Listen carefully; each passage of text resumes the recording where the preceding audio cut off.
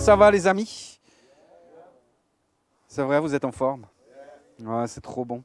C'est bon de pouvoir être avec vous en tout cas. Je trouve que on est vraiment des privilégiés de pouvoir se retrouver comme ça chaque dimanche, être dans la présence de Dieu, vivre ce qu'il désire pour nous.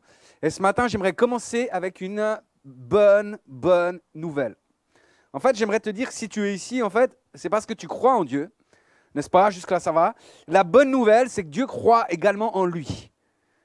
Et ça, c'est une excellente nouvelle. Vous savez certainement, mais on dit de Dieu qu'il est omnipotent, qu'il est omniscient et omniprésent. Et je vous fais une petite traduction ou bien comme explication rapide de ce que veulent dire ces trois attributs. Mais le préfixe omni, ça vient du latin. Et ça veut dire tout. Donc tout, c'est assez simple comme ça. Donc omnipotent signifie que Dieu est tout-puissant. Ça veut dire que la puissance de Dieu, elle est infinie et illimitée, que par sa puissance, il peut faire tout ce que la puissance peut faire. Dieu peut faire tout ce qui est dans sa volonté. Il en a les ressources et les capacités en toutes circonstances dans l'univers, parce que Dieu est capable. Dieu est capable de faire tout ce qu'il a besoin de faire et tout ce qu'il veut faire. Omniscient, ça veut dire que Dieu a la connaissance de toutes choses. Toutes choses. Sa connaissance de toutes choses est parfaite. D'accord? La Bible déclare que Dieu, justement, perçoit toutes choses. Il connaît toutes choses, c'est-à-dire que rien ne peut lui être caché. Et omniprésent veut dire que Dieu est présent partout. Il est partout à la fois. Ça ne veut pas dire qu'il a un petit bout à gauche, à droite. Hein. Dieu est pleinement partout en même temps. Il est, que ce soit vraiment dans l'espace ou même, tu sais, dans le temps. Dieu n'est pas limité par le temps. Il est dans le demain, comme il est dans l'hier, comme il est dans le maintenant. Dieu est présent partout. Alors vous serez d'accord avec moi pour dire qu'avec de tels attributs, c'est quand même plutôt facile d'avoir confiance en soi. Il y en a peut-être qui se disent, mais moi, si j'en avais juste un de ces trois, je me ferais pleinement confiance, tu sais, ça irait. Je serais assez en paix avec moi. Mais la seconde bonne nouvelle que je vais vous annoncer ce matin, c'est la matinée des bonnes nouvelles, les amis. La seconde bonne nouvelle, c'est que Dieu a confiance en toi. Dieu croit en toi. Et ça, c'est juste extraordinaire. Et si tu es là, si tu crois en Dieu ce matin, il faut que tu crois ce qu'il dit aussi. Il faut que tu crois ce qu'il a écrit dans sa parole. Et il faut que tu saches que le Saint-Esprit aimerait te dire aujourd'hui que Dieu te fait confiance. Le Saint-Esprit te fait confiance. Est-ce que tu crois à ça? Aujourd'hui, ce que j'aimerais vous dire, le message a pour titre, aujourd'hui, c'est « Nous sommes plus que vainqueurs ». Nous sommes plus que vainqueurs. Et vous savez, la Bible parle beaucoup de victoire. C'est pas pour rien. C'est parce qu'en fait, la victoire veut dire qu'il y a quelque chose à gagner. On gagne un match parce qu'on joue un match. On gagne un combat parce qu'on mène ce combat. On relève un défi et on entre dans la victoire. Donc la victoire, c'est toujours en lien avec une situation ou une personne. Dans un match, il y a la Coupe du Monde de rugby. Je ne sais pas s'il y en a qui regardent. Moi pas. Je m'en fous, mais alors je vous dis. Franchement. Mais dans un match, il y a toujours un gagnant, il y a toujours un perdant. C'est quand Roger Federer a arrêté le tennis, on était tous perdants. Mais que ce soit dans un sport individuel ou un sport collectif, il faut qu'il y ait un gagnant, il faut qu'il y ait un perdant. D'accord? Quand un alpiniste grimpe une montagne, quand il arrive au sommet, qu'est-ce qu'on dit? On dit qu'il a vaincu telle ou telle montagne. Il y a une victoire. Donc il y a toujours un combat pour la victoire. Et la Bible nous parle abondamment de combat, parce que la vie chrétienne est un combat. Tu sais, des fois on se dit, ouais, quand tu es chrétien, tout va bien. Oui, tout va bien. Tu es plus que vainqueur en Jésus-Christ. Mais il y a un combat à mener. C'est pourquoi la Bible nous dit qu'on doit saisir toutes les armes de Dieu. C'est pour ça qu'il y a plein de textes qui nous invitent à combattre le bon combat, à être victorieux en Christ. Et même l'Éternel est présenté comme l'Éternel des armées. Et la réalité, c'est que dans nos propres vies, il y a aussi des combats. Et des fois, on a un peu de la peine à se considérer comme des plus que vainqueurs. Parfois, c'est un petit peu compliqué. Et moi, ça me rappelle l'histoire du peuple d'Israël. Ça me rappelle un moment terrible pour le peuple d'Israël. C'est le temps où Gédéon a été appelé pour être le libérateur du peuple. C'était une période qui était très sombre pour Israël parce que la Bible nous dit que pendant 7 longues années, le peuple était victime d'ennemis. Ces ennemis, c'était les Madianites et ils venaient faire des ravages dans le pays. Ils venaient pour voler, pour violer, pour tuer. Et pendant 7 longues années, le peuple a été comme persécuté. Vraiment, il vivait sous cette emprise des Madianites. Et ces Madianites, ils avaient pris une option de force contre Israël. C'était systématique. Si bien que le peuple de Dieu, il avait choisi de se cacher. Il avait choisi d'aller fuir dans les montagnes, d'aller se protéger derrière les rochers. Israël n'avait pas tellement l'attitude de plus que vainqueur non plus à ce moment-là. Mais dites-moi, est-ce que ça vous est déjà arrivé de galérer? Est-ce que ça vous est déjà arrivé de vous retrouver dans une situation le dimanche matin? Il y a un appel qui est là, il y a un appel qui est dit, puis toi tu es là, et vraiment tu es touché dans ton esprit, dans ton âme, tu te lèves, tu t'engages. Tu te repens sincèrement devant Dieu. Vraiment, tu es de tout ton cœur. Et pourtant, le soir, le jour d'après, 2 jours plus tard, tu retombes un peu comme ça dans des mauvaises habitudes, des mauvais travers. Vous savez, c'est un peu ce qui arrivait à Israël en fait.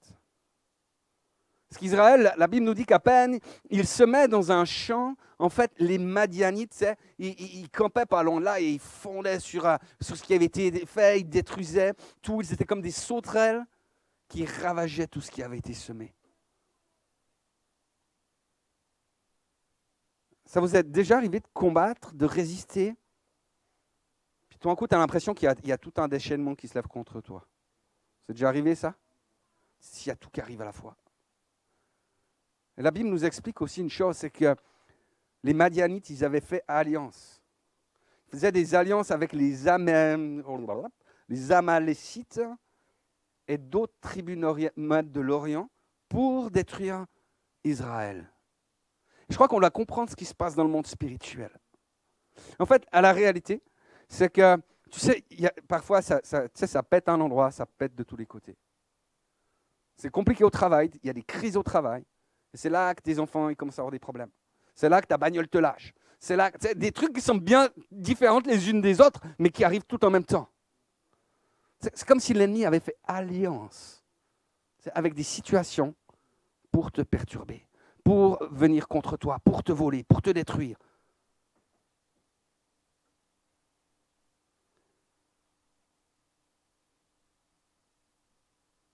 En fait, il y a plein de choses qui tentent de nous dominer. Et on a tous des luttes.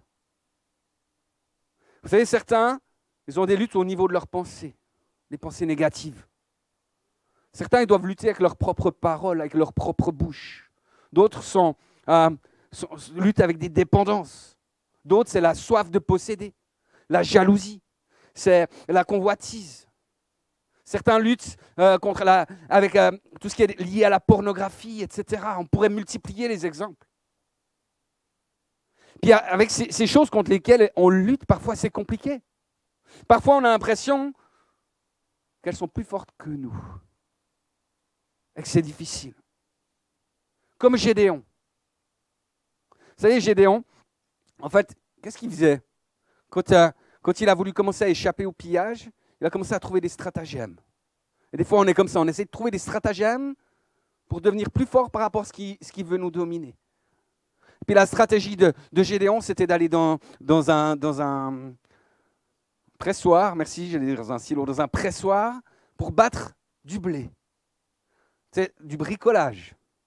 Ça, on appelle ça des solutions au bout de ficelle. Hein. Et des fois, on est comme ça, nous aussi. Ça, on essaie de mettre en place des trucs, de bricoler, puis en général, ça ne marche pas très bien. Vous êtes d'accord avec moi? Ça parle à quelqu'un ce matin, c'est bon? On est tous là? Mais la réalité, c'est qu'on est tous à la même. D'accord? Le but, c'est pas de dramatiser les choses, mais de se rendre compte qu'en même temps, ces choses-là, elles nous volent quand même une joie. Des fois, ça nous touche beaucoup plus qu'on le voudrait au plus profond de notre âme. Puis le diable, il est très très fort hein, pour nous rappeler toutes nos défaillances, tout ce qui n'est pas toujours héroïque en nous. Puis Gédéon, il était là, tu sais, lui, il se sentait petit, il se sentait faible, il se sentait insignifiant, pas capable. On a entendu quelque chose comme ça ce matin à la scène. Et tu sais ce qui me fait rire dans cette histoire? Je vais vous expliquer. Franchement, je réfléchissais au truc, je disais, le Seigneur, il a quand même beaucoup d'humour. Parce que dans les moments où tu es en train de bricoler dans ton silo, là, dans ton pressoir, c'est pas là que tu as envie qu'il vienne. Hein? Tu sais, puis l'ange de l'Éternel, il vient juste là, à ce moment-là. Tu sais, toi, tu préfères qu'il vienne le dimanche matin. Tu sais, Alléluia, Jesus. Là, tu es le variant héros. Puis l'ange de l'Éternel, tu sais, il arrive au moment où tu n'aimerais pas qu'il soit là. Mais moi, ça me fait rire. Parce qu'en même temps, tu sais, nous, on est un peu comme ça. On pense toujours que Dieu va nous regarder avec des reproches, que Dieu va nous regarder, tu sais qu'il n'est pas fier, etc. Que l'ange de l'Éternel, il arrive devant Gédéon, puis il fait « Ah mon gars, tu sais, c'est grave. » Non! Tu sais, il arrive, il dit « Salut à toi, vaillant héros, l'Éternel est avec toi. » Tu sais, tu as la faveur de Dieu, l'Éternel est avec toi. Tu es un vaillant héros, waouh! Ça, c'est bon de te voir. Puis Gédéon, il est en train de penser exactement ce que plusieurs sont en train de penser maintenant. Tu sais. Moi, un vaillant héros, c'est une blague. Je suis dans la galère. Ça va pas. J'aimerais. Mais si j'étais un vaillant héros, les amis, je serais pas là. Tu sais, je serais dans un avion, là. Je serais entre deux stades où je vais prêcher l'évangile. Je serais en train de parcourir le monde. Si j'étais un vaillant héros, je serais établi dans ma destinée. Les gens me reconnaîtraient. J'aurais un ministère qui bénit des foules, des nations. C'est comme ça que je serais si j'étais un vaillant héros. Tu me parles d'avoir la faveur de Dieu. Je suis dans la galère. Mon boulot, c'est la galère. Mes gosses, c'est la galère. Mon couple, c'est la galère. Il n'y a rien qui va. Tu es en train de raconter quoi? Qu'est-ce que tu es en train de dire? Je ne suis pas un vaillant héros. Je n'ai pas la faveur de Dieu. Oh, si l'Éternel était avec moi. Si l'Éternel est avec moi, pourquoi est-ce que je vis ça? Pourquoi? Vous savez, c'est exactement ce que va dire Gédéon dans Juge 6, 13. C'est ce qu'il va dire à l'ange de l'Éternel. Merci de pouvoir juste afficher le verset suivant. Il dit, de grâce, mon Seigneur, si l'Éternel était avec nous, pourquoi tant de malheurs s'abattent-ils sur nous? Où sont donc tous ces prodiges que nos pères nous ont racontés en nous disant que l'Éternel nous a fait sortir d'Égypte? En réalité, l'Éternel nous a abandonnés et il nous a livrés au pouvoir des Madianites. Vous savez, il y a des chrétiens qui ne croient plus à la délivrance. Il y a des chrétiens qui ne croient plus à la guérison, qui ne croient plus au miracle. C'est, à quelque part, ils savent que c'est dans la Bible, mais ils ne croyaient plus que c'est une réalité pour leur propre vie. Et vous savez, ce que j'ai remarqué, c'est que c'est hyper flagrant, c'est sur les réseaux sociaux. Vous savez, on publie des trucs par rapport à des citations, par exemple, par rapport à la délivrance, par rapport à la guérison miraculeuse. Et là, on a souvent des gens qui réagissent, tu sais, qui ne comprennent pas qu'on puisse publier ça. Ce qui est intéressant, c'est que si tu publies des versets bibliques sur le même sujet, ces gens-là, ils ne vont rien dire, évidemment. Bon, ils ne mettent pas forcément de like, mais ils ne disent rien. Pourquoi? Parce qu'on n'ose pas contredire quand même la parole de Dieu. Et ils savent que c'est dans la Bible. Mais il y a un moment, c'est comme pour leur propre vie, ils n'y croient plus. Mais ce n'est pas étonnant parce que depuis des années, ils sont malmenés par des Madianites, ils sont malmenés par des blessures, par des difficultés. Et bien qu'ils connaissent la parole de Dieu, bien qu'ils connaissent ce qui est écrit dans la Bible, ils ne croient plus dans les promesses de la victoire. Puis elles se retrouvent comme Gédéon, à quelque part. Il y a des gens qui pensent qu'en fait, sur la terre, on doit se débrouiller, que la victoire, c'est pour le ciel, la guérison, c'est pour le ciel, la vie éternelle, c'est pour le ciel, amen. Il y aura des choses au ciel, mais on vit quand même les arts du royaume aujourd'hui. Ça fait une différence. Même si on aura tout pleinement dans le royaume de Dieu, au ciel, Dieu veut nous donner quelque chose aujourd'hui. Et je crois qu'il est temps, Église, que nous puissions avoir un face-à-face avec l'ange de l'Éternel. Je crois qu'il est temps qu'on puisse renouer avec la victoire, qu'on puisse croire à ce que la Bible nous dit. Qu'est-ce qu'il nous dit? Romains 8, verset 27. Dans tout ce qui nous arrive, nous sommes plus que vainqueurs grâce à celui qui nous a aimés. Attends, laisse-le 2 minutes. Moi, j'aimerais qu'on puisse le lire ensemble. Est-ce que vous voulez bien vous lever, Église? Est-ce que vous êtes d'accord de déclarer cela? Dans tout ce qui nous arrive, nous sommes plus que vainqueurs grâce à celui qui nous a aimés. Amen. Est-ce qu'on peut faire du bruit? Ouais. Pour le Seigneur, pour le roi des rois. Nous sommes plus que vainqueurs. C'est pas un mensonge, c'est pas une histoire. Nous sommes plus que vainqueurs. Amen. Asseyez-vous, Église. Vous savez, cette expression de plus que vainqueur, vous savez d'où ça vient? Ça vient du grec, vous allez me dire évidemment. Mais le mot grec, en fait, c'est hypernikao. Ça, vous pouvez l'écrire dans un petit coin de votre agenda. Hypernikao, ça vient de 2 mots, en fait, hyper et nikao. Et puis, hyper traduit, en fait, il est traduit par donc plus que. En fait, il signifie littéralement que c'est au-dessus, au-dessus et au-delà. D'accord? Au-dessus, au-dessus et au-delà. Vous imaginez la puissance du truc? Donc, il dépeint quelque chose qui est bien au-delà de toute mesure. Il porte l'idée de supériorité, quelque chose qui est le plus grand, de primordial, le plus important, de premier ordre, de première classe, est meilleur que, supérieur à, prééminent, dominant et incomparable, inégal, inégalé et inégalé par toute personne ou chose. Plus que. Et le mot nikao, qui est traduit par vainqueur. Hein. En fait, si on voulait être juste dans la traduction, exact et précis, c'est le verbe conquérir. Et donc, il parle d'un conquérant, d'un champion, d'un vainqueur ou d'un maître. C'est l'image d'une force écrasante et dominante. D'accord? Et en fait, ce qui est hyper intéressant, c'est que Paul, il a mis ensemble ces 2 mots, hyper et nikao. Pourquoi? Parce que nikao tout seul, il ne suffisait pas. Il ne suffisait pas pour exprimer la puissance de Jésus-Christ dans ta vie. Nikao, ce n'était pas suffisant. Il fallait quelque chose de plus. Tu n'es pas victorieux, tu es super victorieux. Tu n'es pas un héros, tu es un super héros. Regarde ton voisin. Dis-lui que c'est un super héros. Encourage-le. Il est hyper Nikao, les amis. Donc, tu n'es pas juste capable. Tu n'es pas juste capable de surmonter les attaques de l'ennemi. Tu es un super conquérant. Donc, quand il vient t'attaquer, toi, tu vas chez lui. Quand il vient t'attaquer, tu sais, tu vas aller récupérer tout ce qu'il t'a volé.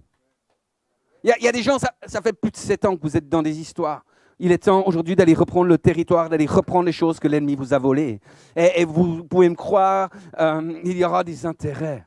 Et ils vous seront reversés. Amen. C'est cette force surnaturelle qui va permettre à Gédéon d'aller écraser les Madianites. Hein. Relisez juste 6 et 7. C'est cette force surnaturelle qui a permis à David de renverser Goliath. C'est cette force extraordinaire qui va te permettre d'avoir la victoire sur tous tes ennemis. Alléluia. En Jésus-Christ, nous sommes des hyper Nikao. En Jésus-Christ, nous sommes des plus que conquérants. Il y a toujours des gens qui sont en Christ dans ce lieu.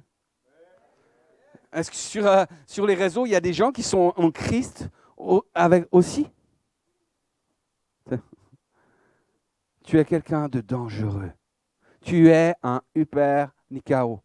Et l'ennemi va être hyper Nikao. C'est pas pareil. Mais vous savez, je crois que le diable, il s'amuse avec quelque chose, c'est de pouvoir mettre un esprit de misérabilisme sur nos vies. Comme pour Gédéon.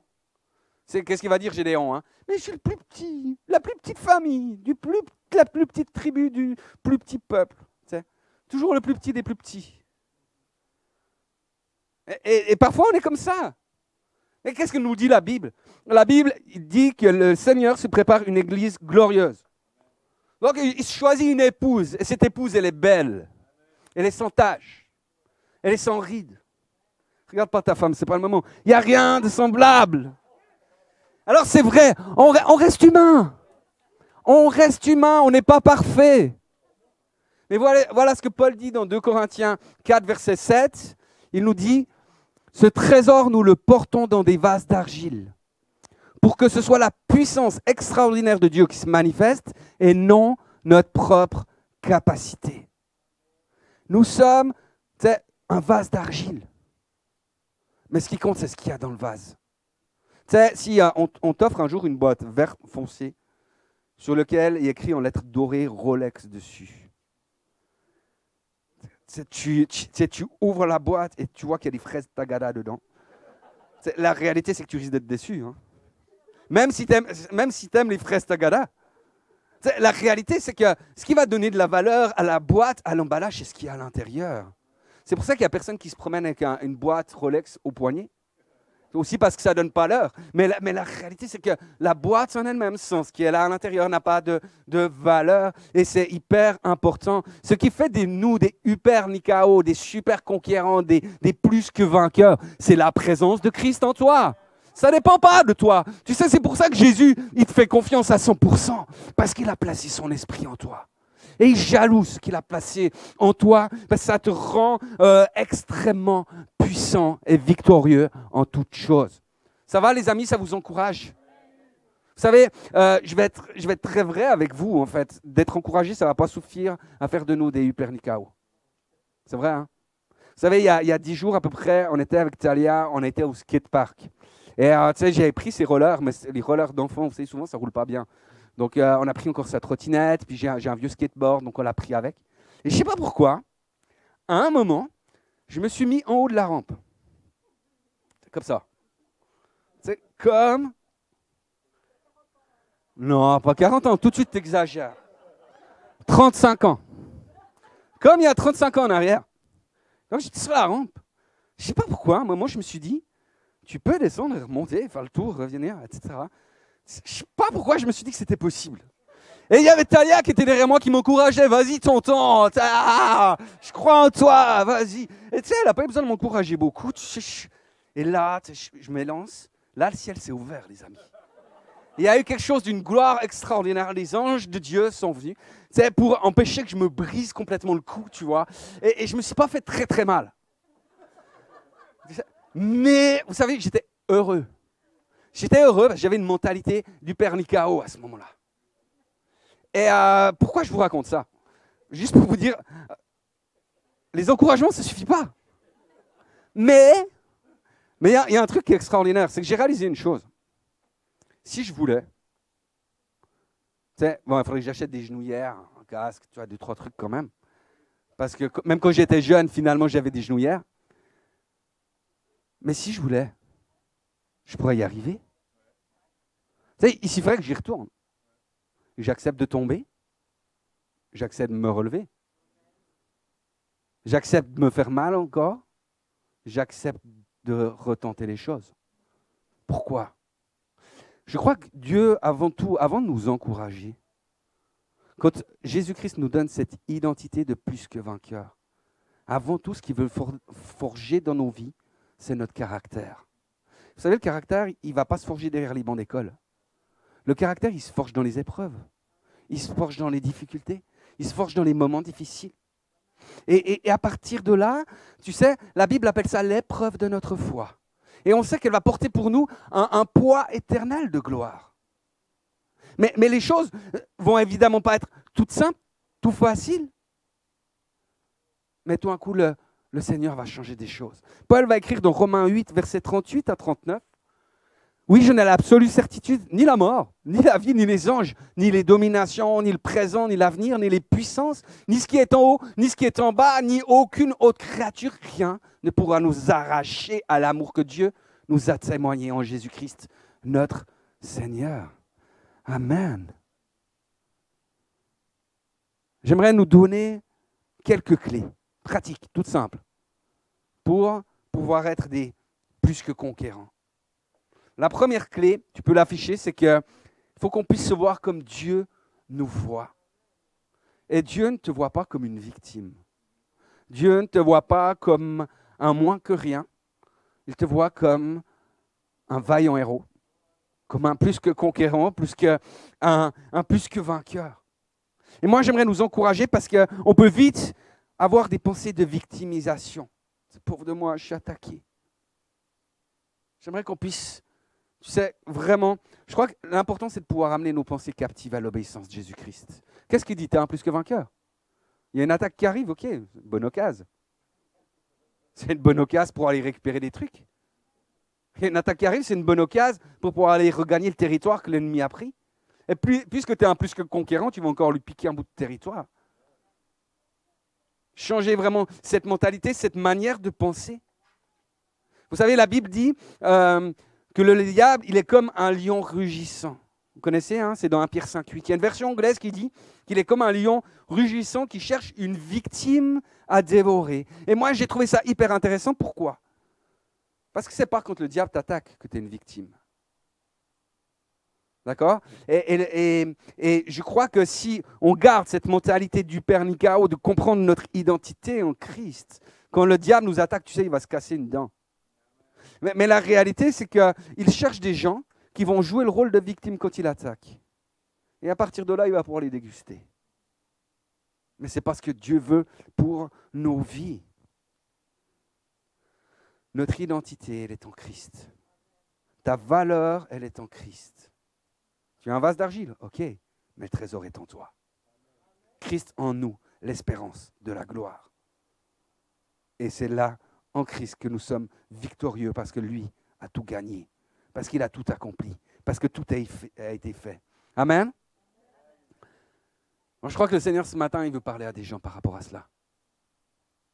Je crois qu'il y a des gens qui doivent vraiment, et c'est le moment, ça fait trop longtemps que tu es chrétien, ça fait trop longtemps que tu es dans l'apitoiement, ça fait trop longtemps que tu te sens coupable, et c'est le moment que tu saisisses la victoire. J'aimerais vraiment vous encourager, si ça vous concerne, à pouvoir prendre cette décision aujourd'hui, d'entrer dans la victoire de Jésus-Christ, de vous voir comme victorieux. Romains 8, 37 dit que nous sommes plus que vainqueurs. Donc tu ne peux pas être perdant. Tu es toujours le gagnant. Tu es toujours celui qui a la victoire. Et comme Dieu est omniprésent, omnipuissant, omniscient, il n'y a pas de souci. Tout va bien. 100% réussite. C'est approuvé. Amen. La deuxième clé, c'est de pouvoir laisser le Saint-Esprit faire son œuvre dans nos vies. La Bible nous dit en Romains 12, verset 2, « Ne vous conformez pas au siècle présent, mais soyez transformés par le renouvellement de l'intelligence, afin que vous discerniez quelle est la volonté de Dieu, ce qui est bon, agréable et parfait. » Et vraiment une clé qui va faire de nous des hyper conquérants, des hyper nikao, des super conquérants, des plus que conquérants. C'est de pouvoir commencer à aligner nos pensées justement sur le royaume de Dieu. À ne pas croire ce que le monde croit, mais à déclarer ce que la Bible déclare. Vous savez, la pensée du monde, c'est quoi? Parce que le monde, il ne croit pas en Dieu. Le monde, il ne croit pas dans la puissance de Dieu. Le monde ne croit pas au miraculeux. Le monde ne croit pas que Jésus va revenir. Le monde ne croit pas que la seule manière de sauver la planète, c'est de vivre une réconciliation avec Dieu. Donc, il ne faut pas que les pensées du monde influencent notre vie. Il faut que les pensées du royaume transforment notre manière de vivre. On ne doit pas vivre comme le siècle présent. Et vraiment, je crois que, vous savez, le Saint-Esprit veut nous donner cela, de pouvoir amener nos pensées captives. Le Saint-Esprit veut nous donner la force face aux mauvaises pensées, qu'on puisse les prendre, les saisir, les rendre captifs, puis les jeter loin. Et il veut remplacer ça par ses pensées à lui. C'est 100% écologique, les amis. C'est du recyclage à 100%. Les vieilles pensées pourries, tu les jettes, t'en reçois des nouvelles. C'est gloire à Dieu. Et ta vie est transformée, ta vie change. Donc laisse Jésus-Christ te baptiser de son feu. Laisse Jésus-Christ te baptiser de son esprit pour devenir capable de faire les choses que Dieu veut que tu sois capable de faire. Moi, je crois vraiment, et je l'ai déjà dit, mais je le redis, c'est que Dieu veut que son Église retrouve la puissance, que Dieu veut que son corps retrouve la vie de la puissance, la vie de l'esprit, dans la dynamique du royaume de Dieu, comme Dieu l'a voulu dès le départ. Laissons le Saint-Esprit faire son œuvre dans nos vies, les amis. Et le troisièmement, c'est de pouvoir prendre possession de la victoire. Et il y a 3 étapes à cela. Premièrement, c'est de comprendre que la victoire a déjà été acquise en Jésus-Christ. Donc ça, ça va changer notre manière de prier. C'est-à-dire on ne va pas prier pour avoir la victoire, pour obtenir quelque chose, etc. On a déjà tout. Donc on va prier à partir de là. Et on passe à l'étape 2. On est dans la victoire parce que Jésus-Christ a tout acquis.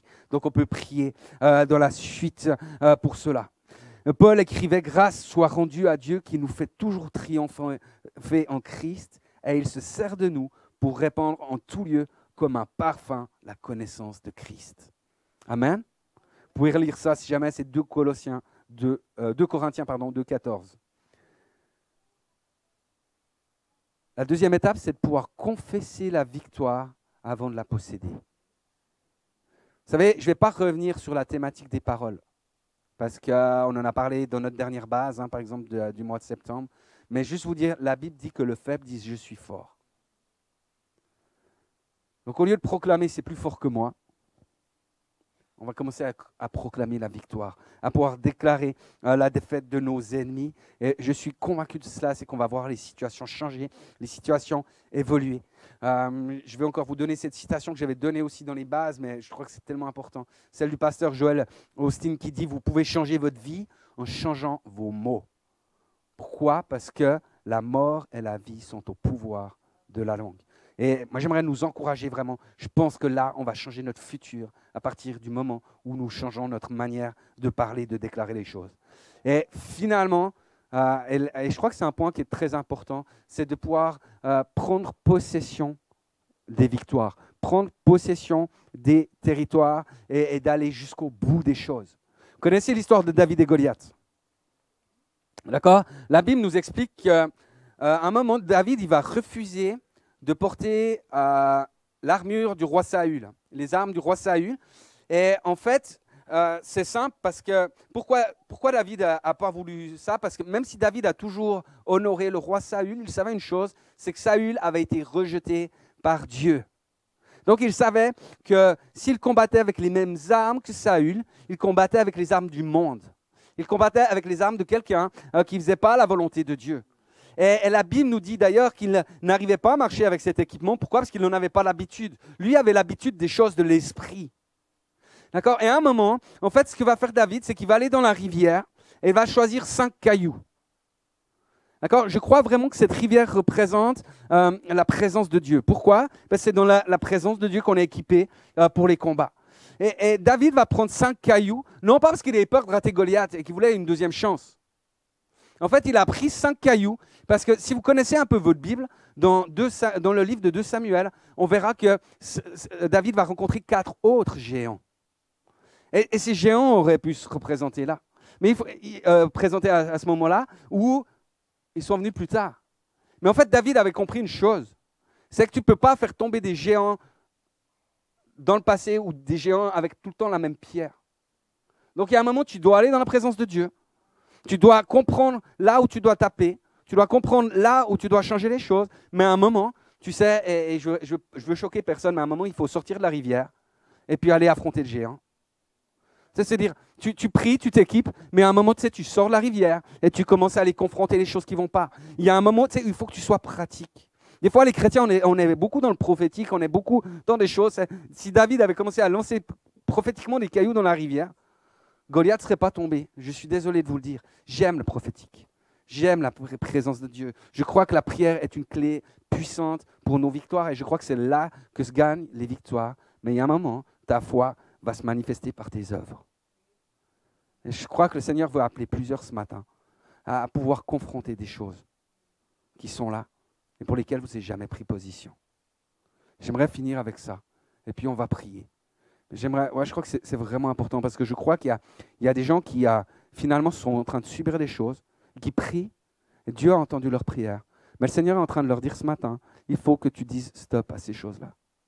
Il faut que tu puisses te lever, que tu puisses te positionner en moi et que tu puisses dire à la personne ou à la situation, ça dépend, il y a différentes choses qui sont là, mais tu puisses dire à un moment, non, moi je ne suis plus d'accord.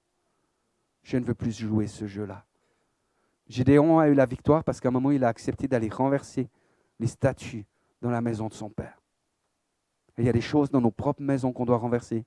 Il y a des choses qu'on doit remettre en ordre pour pouvoir y arriver. J'aimerais vous encourager. Il y a des gens qui ont comme abandonné le combat. Parce que, à quelque part, des fois, ce n'est pas possible de tout le temps se battre. Des fois, on a besoin de pause, on a marre des Amalécites, on en a marre des Madianites.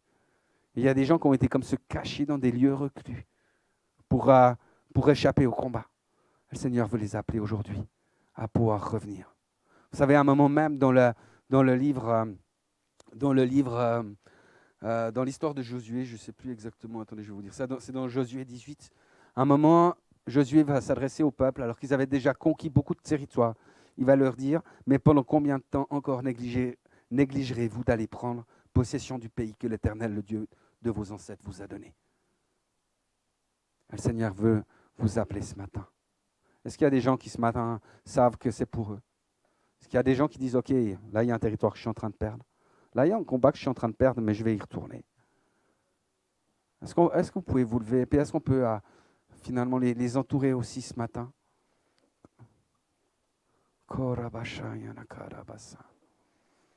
Alléluia Jésus. Seigneur, moi je veux te remercier parce que tu nous rends plus que vainqueurs par ta présence. Merci parce que tu nous déclares ce matin que ce n'est pas nous qui sommes coupables, nous qui sommes trop faibles. Tu nous dis non, au contraire, vous êtes forts parce que je suis avec vous. Mais merci Seigneur parce que ce matin, tu es en train de parler à des cœurs. Parce que ce matin, tu es en train de révéler que oui, la situation, elle a trop duré. Et moi, je te prie, Jésus, pour que cette victoire qui vient de toi soit complètement libérée dans la vie de chacun. Que tu puisses donner, Seigneur, discernement, sagesse, pour savoir quelle pierre choisir, comment affronter ces géants, comment récupérer les territoires, Seigneur Jésus. Seigneur, que tu donnes de l'espérance, que tu donnes aussi une vision du royaume de Dieu à toutes celles et ceux qui aujourd'hui ont besoin de ta faveur et de ta grâce dans leur histoire. Seigneur, tu connais tous nos combats. On en a. Je vous mentirais si je vous dirais que j'ai aucun combat.